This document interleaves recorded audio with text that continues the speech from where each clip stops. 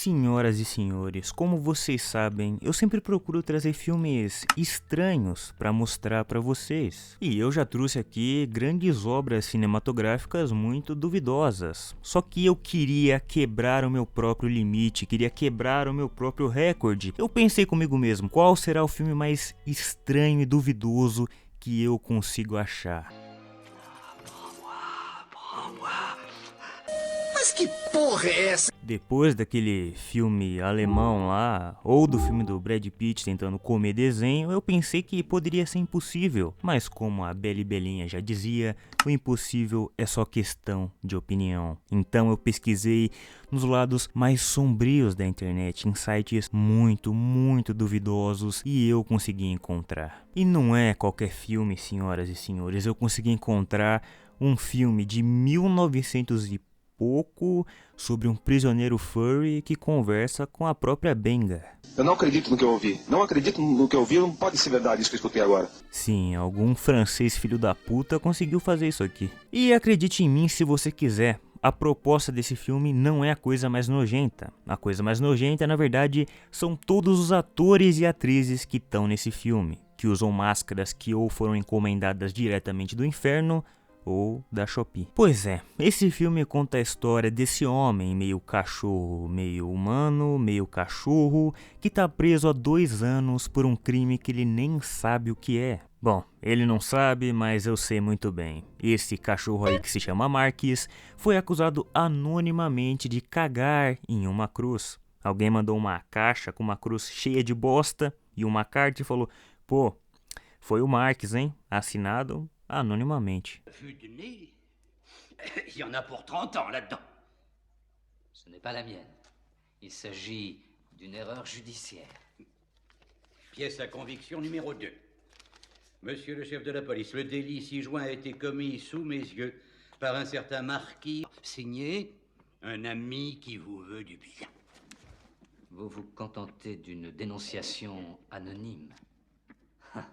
E sim, a primeira cena desse filme consegue ser muito pior do que tudo isso que eu falei até agora. Na primeira cena, o Marques está lá dentro da cela fazendo um artesanato, uma cabaninha, que vocês já vão entender para que vai servir. Mas enquanto ele está lá fazendo o seu artesanato, chega outro personagem muito importante para a trama, que é essa merda horrorosa e essa bosta, eu não sei nem que porra de bicho que é esse, essa merda, esse demônio. Que isso, rapaz? Tenha calma, rapaz. Tenha calma, meu filho. Que se chama Ambert, porque o filme é francês. Todos os nomes são assim, Marquis, sabe? E esse tal de Ambert é o vigia da cadeia. E ele que vem vigiar os presos, obviamente, né? Vem trazer a refeição deles e ele vem trazer a refeição do Marques. E claro, é uma cadeia, então a refeição do Marques é água suja e pão seco. De la pierre, pipi de chat. Le petit déjeuner ordinaire de la maison. Vous savez parfaitement ce qu'il faut faire. E eu juro pra vocês que esse diálogo acontece. Eu juro por tudo que o seguinte diálogo acontece. O Marques reclama da comida que é uma merda e o Ambert fala: cara, eu posso trazer lagosta pra você comer. Posso trazer lagosta, mas tem que comer o meu cu. Você tem que comer o meu rabo. E aí eu trago lagosta pra você. Esse diálogo é real. Acontece. Pourquoi vous obstinez-vous à refuser mes langoustes? Tu m'en fous. Je ne dors plus. Prends-moi. Tu me répugnes, Ambert. Ce que tu n'as pas réussi à obtenir par le chantage, tu ne l'auras pas par les sentiments. E o Marques vira pra ele e fala: meu irmão, eu prefiro passar fome. Prefiro morrer de fome desnutrido aqui do que ter que me submeter a um negócio desse. Aí o Ambert fica puto, pega toda a comida e deixa o Marques passando fome lá. Eu tô muito acostumado a falar essa frase aqui, mas calma que piora. Como eu falei, o Marques está há muito tempo nessa prisão. E em algum momento da vida dele, ele chega à conclusão que a sua única companhia é a sua própria giromba, que deve ter mais de 1 metro de comprimento. Olha o tamanho dessa porra, parece a Lucille do The Walking Dead. E acontece que essa giromba tem um rosto, fala e ainda por cima tem uma personalidade, e ela se chama Colin. E eu sinceramente acho que o melhor jeito para explicar a dinâmica dessa relação é Death Note. Imagine sim Death Note, o Light não tivesse um embate mental contra o L, mas ele tivesse um embate mental contra o próprio Paul. É literalmente isso, com o Marcus representando a mente e a consciência, e o Colin representando o desejo animalesco do homem por buceta. Ou, para deixar mais simples, cabeça de cima versus cabeça de baixo. Parece um título de vídeo do Enaldinho. Bom, e tem mais alguns outros personagens que são muito importantes para esse filme, como por exemplo, na cela ao lado da cela do Marcus, tem 2 prisioneiros. Um deles é um porco que foi preso por canibalismo. Ele vendia restos mortais da sua própria espécie, e o seu companheiro de cela é um preso político, que também é uma espécie de cachorro ou sei lá o que é isso. Porque, além disso aqui ser um filme furry, isso aqui é um filme furry de Revolução Francesa. Isso acontece um pouco antes desse evento acontecer na história, e esses 2 personagens estão planejando um prison break. Uma fuga da cadeia, e sinceramente o plano dos caras até que é bom. Nessa cadeia existe um sistema. Toda vez que você se confessa para o padre da prisão, ele te dá uma cruz e um terço. Então, depois de várias confissões, eles têm muitas cruzes e terços nas paredes. Então eles pegam tudo isso e montam uma escada para descer a janela. Só tem uma coisa que atrapalha esse plano, que são aquelas grades que tem ali na janela da cela. Só que eles também burlaram isso. Como eu falei, nessa cadeia aí, toda vez que você come o rabo do vigia, você ganha lagosta. Então, depois deles comerem muitas lagostas, eles pegam os ossos e ficam raspando a grade até ela sair. E toda vez que um deles vai serrar a grade, ele pede para o outro da cela rezar bem alto, que é para os guardas ali não ouvirem nada. Esses 2 aí ficaram muitos e muitos anos nesse processo e finalmente chegou o dia da fuga.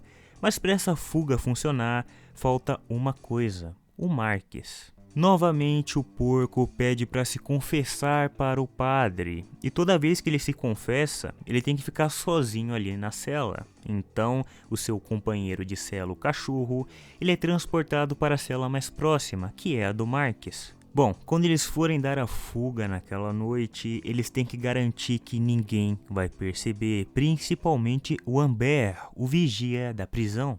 E sem sacanagem, o cachorro revolucionário chega pro Marcus e ele pede para ele comer o rabo do Amber enquanto eles fogem da cadeia, para ele não perceber nada. E eu não tô exagerando, eu não tô fazendo exagero cômico, eu estou falando, realmente é esse o diálogo. Ele chega pro Marcus e ele fala para ele comer o rabo do Amber em nome da liberté. Porque se o Amber estiver dando o cu, ele não vai perceber que tem 2 caras pulando a janela de noite. Aí o porco acaba de se confessar lá e o cachorro revolucionário tem que voltar para a cela deles. E aí antes dele sair ele fala: Marcus, eu conto com você, meu amigo, em nome da liberté. E o Marcus fala: meu amigo, não é comigo, é com ele aqui. E aí ele aponta pro Colin, que tem consciência própria. Ele que tem que decidir se ele vai fazer aquilo ou não. Aí o Colin, como eu falei, já inicia aqueles jogos mentais, pique L e Kira de Death Note com o Marcus e fala: meu amigo, a gente pode fazer um acordo aqui, você quebra um galho pra mim e eu quebro esse galho pra você. Aí o Marcus olha pra ele e fala: o que você quer, meu filho? Fala pra mim o que você quer.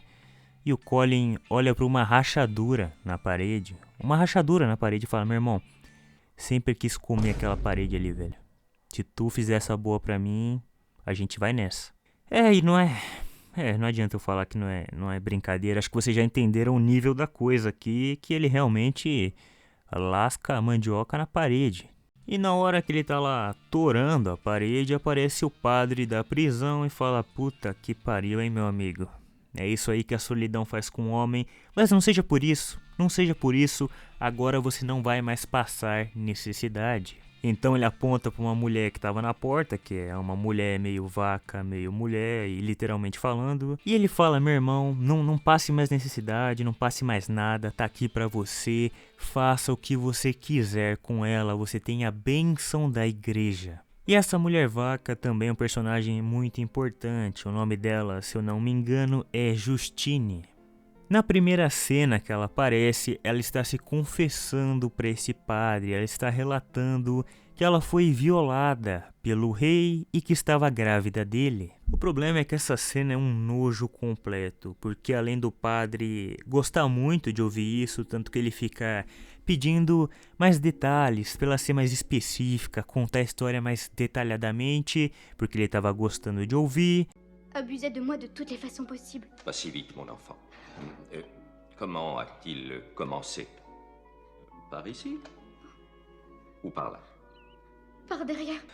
J'ai besoin de détails, mon enfant. Est-ce que vous aviez gardé votre petit linge intime? O Humbert, o vigia da prisão, estava ouvindo na porta enquanto ele lustrava a gaita.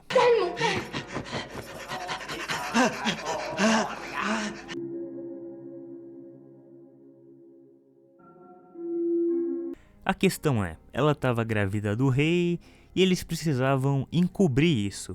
Precisavam dar um jeito de que ninguém soubesse ou que ninguém acreditasse nela.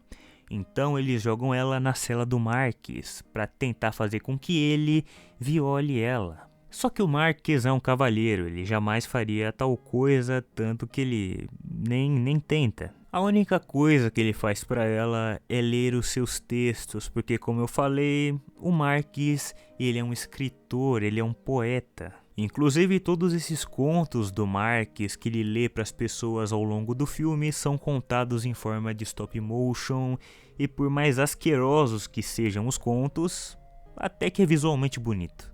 Não só eu gostei, como a Justine também, porque em poucos minutos ela se apaixona pela mente brilhante do Marquis. E quando finalmente ia rolar alguma coisa mais ali, que eles estão ficando mais íntimos, aparece o Humbert e flagra aquela cena e fica completamente revoltado. Toi, un jour, tu regretteras tout ce que tu ne m'as pas fait. Ele entra puto na cela falando, como assim, cara? Como assim você vai descer a lenha nela e não em mim? Aí ele tira ela de lá puto e joga ela nas catacumbas da prisão. E essa cena é uma das cenas que... Sabe quando a cena te traumatiza e você lembra dela constantemente pelos próximos dias? Tanto que eu não posso mostrar quase nada dessa cena. Mas o Humbert, ele viola a Justine. Só que antes disso, ele puxa as tetas da vaca, sabe? E começa a encher um balde de sangue. É a coisa mais asquerosa que eu já vi na minha vida. E me deixou mal por muitos dias consecutivos. Bom, mais tarde naquela noite, o Marquis ele escuta a batida que o cachorro revolucionário dá na parede, que é o sinal para ele ajudar a revolução a acontecer. E ele já tinha se decidido que ele ia realmente ajudar, então ele chama o Humbert e fala: Humbert, eu tô com fome de lagosta hoje. J'ai comme une envie de langouste. Ah, bouge pas, mon mignon. Je vais t'en chercher une grosse. Então o Humbert traz lá as lagostas pro Marquis comer, mas antes dele comer a lagosta, ele tem que comer o Humbert. Aí o Humbert se posiciona ali, aquele bicho nojento e asqueroso, e o Colin simplesmente fala: meu amigo, não conte comigo, não consigo fazer isso, você me desculpa, eu sei que eu prometi, eu sei que a gente tinha um acordo, mas não dá. Aí o Marquis olha pro Colin e fala: então que porra que eu faço aqui? Fala pra mim. Aí o Colin, com todo o seu QI, pega e fala: tá vendo a lagosta aí na sua frente? Xuxa na maionese e bota lá dentro, ele nem vai saber a diferença. E é exatamente isso que o Marquis faz, enfia a lagosta lá. Sabe lá? E a pior parte é que isso tudo foi pra absolutamente nada, porque o plano dá todo errado. Pois é, acontece que o porco ele tinha comido lagosta demais, então ele fica entalado na janela e para completar a escada quebra e os dois começam a gritar pedindo ajuda dos guardas. Então o Humbert sai correndo com uma lagosta enfiada lá para poder ajudar os dois idiotas que estavam pendurados ali. Bom, e como o Marquis não é nenhum idiota nem nada, ele vê que o Humbert deixou a porta aberta e tenta fugir, só que ele é capturado e mandado para masmorra. Inclusive até a peça dele tem uma coleira ali de preso. E como eu falei antes, jogar a Justine nessa cela foi ideia do padre, para ele poder limpar o nome do rei, para ele poder ocultar o crime que ele cometeu. Então esse mesmo padre, que é meio camelo, ou sei lá que bicho é esse, vai até a cela da Justine para ele ter certeza de que tudo correu conforme o plano. E o problema é que o Marquis não é nenhum tarado, não é nenhum criminoso. Então ela fala que nada aconteceu. A única coisa que aconteceu é que ela se apaixonou pelo Marquis devido à sua inteligência e aos seus textos que ele leu. E ela deixa bem claro que esses textos são bem profanos, bem sujos e bem depravados. Só que o problema é que isso é justamente do que esse padre gosta. Ele então pede para o Humbert ir até a cela do Marquis e pegar todos os seus textos para ele. E o texto e as histórias são de um nível tão bom que o padre leva uma única folha para ele poder recitar durante a suruba do reino. Ele começa a ler lá em voz alta, começa a recitar os textos do Marquis, só que tem um problema. Nesta suruba do reino, tinha um repórter que estava ali ouvindo, e ele fica completamente encantado com aquelas palavras. Ele pergunta se foi o padre que escreveu elas, e o padre mente, fala que ele é o autor daquilo. Então esse peixe aí, ele faz uma proposta pro padre. Ele fala que ele quer publicar os textos dele porque ele gostou do jeito que ele conta as histórias, de quão brutal elas são, e ele vai dar um adiantamento em muito dinheiro para ele. Só que enquanto isso tá acontecendo, a gente tem que voltar para a cela da Justine. Agora ela manda no Humbert. O Humbert tá fazendo tudo o que ela pede. E o motivo para isso é simples. Lembra o que eles queriam fazer com o Marquis? Que eles queriam que o Marquis achasse que ele era o pai da criança, porque ele teria abusado da Justine. Só que quem fez isso com ela foi o Humbert. Então o Humbert acha que ele é o pai da criança. E a Justine vê isso como uma oportunidade dela ter uma vida um pouco melhor e ela começa a escravizar o Humbert, pedindo cada vez mais e mais coisas e ele atendendo tudo porque ele acha que ele é o pai da criança. E uma das coisas que ela pede é pro Humbert ir até lá e roubar todos os textos do Marquis que estavam com o padre. E ele ficou meio relutante em fazer isso, só que a Justine parou de comer. Ela falou: meu Deus, eu não consigo comer, eu só vou voltar a comer quando eu tiver os textos do Marquis para me inspirar. E o Humbert, como estava preocupado com o filho dele, decidiu roubar os textos. E isso ao mesmo tempo que o padre estava conversando com o peixe lá. Então o padre volta para a prisão para buscar o resto dos textos e publicar. Só que o Humbert dá a pior desculpa de todas. Ces manuscrits, où sont-ils? Je vous avais demandé tous ces papiers, et vous ne m'avez rapporté que sa chemise. Je n'arrive pas à les retrouver. J'ai dû les mettre au cabinet. Oh, misérable analphabète! E pior que funciona, o padre acredita nele. Então o padre tá lá altamente lascado. Ele acha que o Humbert limpou o rabo com todas as escritas do Marquis, então ele tem que dar uma desculpa pro repórter para ganhar mais tempo. Então ele chega lá pro peixe e fala: "Oh, ma chérie, mon amour, eu estou sem inspiração, estou num bloqueio criativo aqui, nada está me vindo aqui, não consigo escrever nada." Aí o peixe chega bem pertinho dele e fala: "Meu amigo, só tem uma única coisa que inspira, que sempre inspirou todo e qualquer homem: uma boa bucetinha." E o padre, concordando com isso, ele pega o Marquis e joga dentro da cela da Justine para ver se ele se inspira mais para continuar escrevendo. Mas vamos resumir o final do filme porque é chato pra caralho, é cheio de trama política, cheio de plot twist e ninguém tem saco pra isso. Bom, enquanto essas cenas e essas histórias da prisão aconteciam, elas iam intercalando com outra personagem. Essa aí que é uma revolucionária disfarçada. Ela tá se relacionando com o governador ou coisa do tipo, fingindo que é a dominatrix dele.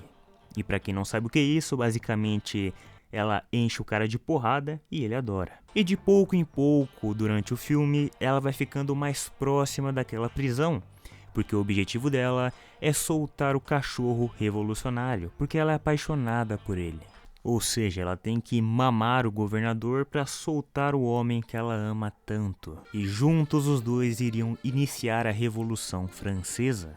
Bom, o filme vai passando e chega uma hora que essa personagem sugere ao governador deles irem até as masmorras, fazerem umas brincadeirinhas lá. E ele, tarado do jeito que é, aceita.